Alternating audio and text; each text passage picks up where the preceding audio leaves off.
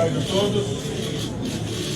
Quero dizer primeiro da minha grande honra de retornar após um certo tempo ao Senado, essa Casa da República, e o meu grande orgulho de estar aqui ao lado da bancada do Senado do Podemos, além também da presidente do Podemos, para conversar com vocês sobre esse assunto tão importante.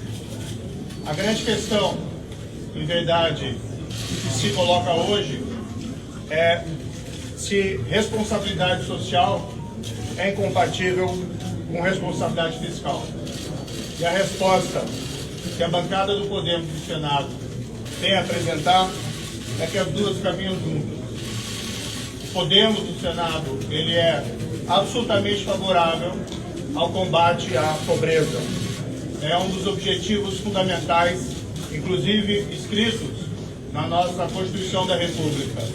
E não há como não ter compaixão pelos brasileiros e brasileiras que, infelizmente, hoje passam fome em decorrente de desemprego e de uma política econômica equivocada.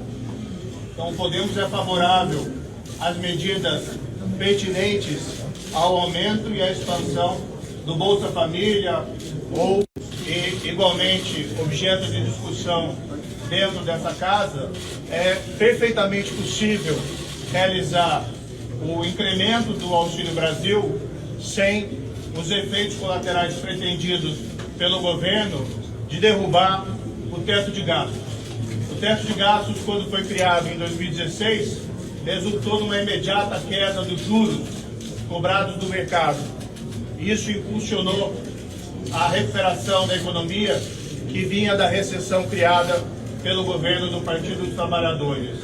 Não vamos aqui fechar os olhos para as consequências do rompimento dessa política e do teto de gastos.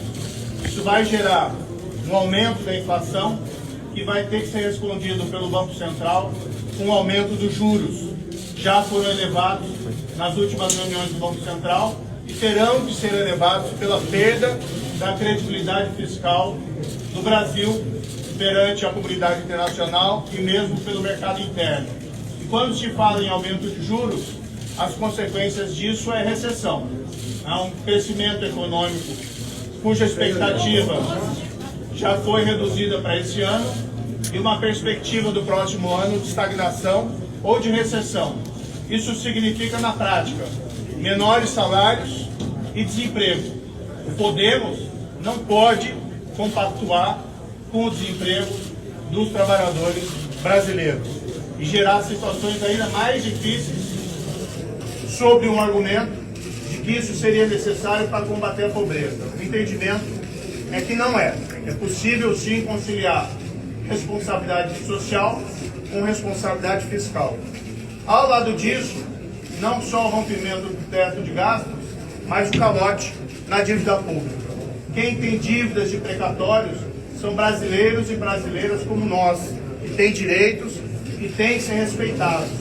São pessoas comuns, são professores, são servidores públicos, são pessoas com direitos de indenização frente à União, que vão ter os seus créditos postergados a pretexto de fazer algo que é importante, de aumentar o Auxílio Brasil ou o Bolsa Família, mas essa consequência de gerar o calote não é necessária. E essas pessoas precisam ser tratadas com consideração e respeito.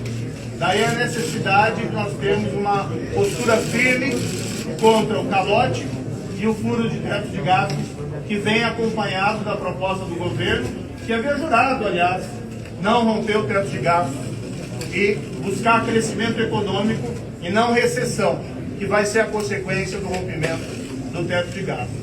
Enfim, deixar muito claro, a proposta do Podemos, aqui capitaneada pelo senador Eurovisto, é combater a pobreza, aumentando os benefícios, mas sem seguir uma proposta que gera perda da credibilidade fiscal do país e as consequências disso, não se enganem, vai ser o aprofundamento da crise econômica com recessão e perda de emprego dos brasileiros. Muito obrigado.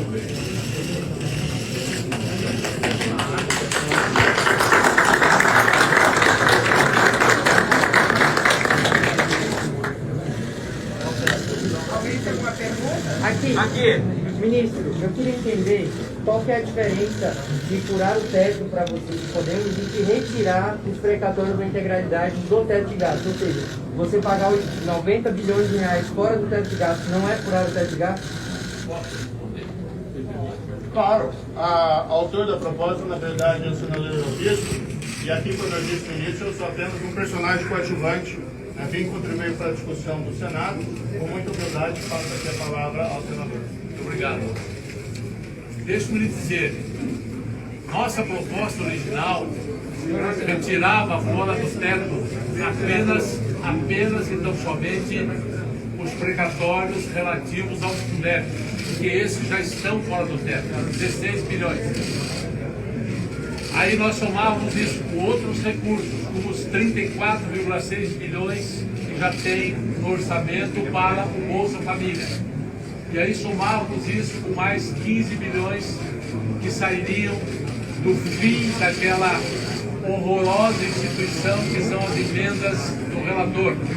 E aí somávamos isso ainda com mais 8 bilhões que seria dividir as emendas impositivas de deputados e senadores, 8 bilhões, e isso seria suficiente para pagar ao Auxílio Brasil sem mexer em teto de gastos e sem colocar nada fora do teto.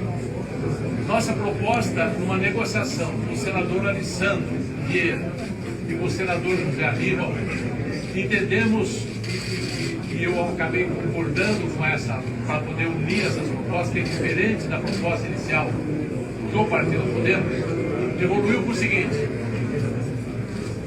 lá, quando foi criado, em 2016, o teto de gastos, se trata de um instrumento gerencial, se trata de alguma coisa que diz assim: o governo não pode criar gastos além deste limite. Qual é o limite?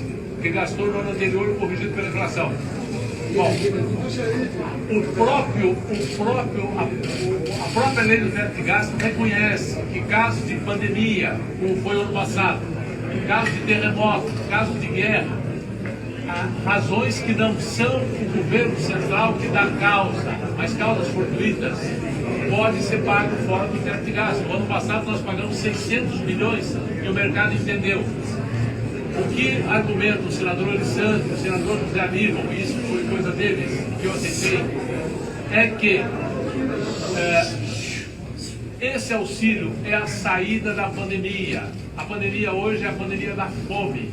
Isso é consequência da pandemia do Covid. E que, portanto, ao colocar os precatórios, todos eles fora do teto, estaríamos dentro ainda dessa perspectiva que a própria lei do teto coloca. E o mercado, quando sabe exatamente quanto é e para que é, ele recebe bem. O problema é que a PEC 23 do governo, ninguém sabe direito o que é aquilo. E não tem carimbo, não tem vinculação, o dinheiro pode ir para qualquer lugar. No caso dessa proposta unificada, minha, do José Aníbal e do Alessandro Vieira, é exclusivamente essa questão dos precatórios, que seria a mesma coisa que excepcionalizar o teto de gastos, porque excepcionalizar o Auxílio Brasil, porque os números batem, são quase iguais. Então havia uma justificativa para isso, e foi isso que a gente concordou. Uma solução limpa, coerente, transparente e que resolve o problema. Ministro Moro, o senhor classificou agora há pouco a política econômica como equivocada. Minha pergunta, eu gostaria de saber se a política já era equivocada quando o senhor estava no governo e quando ela começou a se desvirtuar, na sua opinião. Veja, enquanto eu estava no governo, eu era responsável pelo Ministério da Justiça, nunca foi responsável pela política econômica. O fato é que as promessas da política econômica, de respeito ao teto de gastos, responsabilidade fiscal e crescimento econômico, não foram realizadas.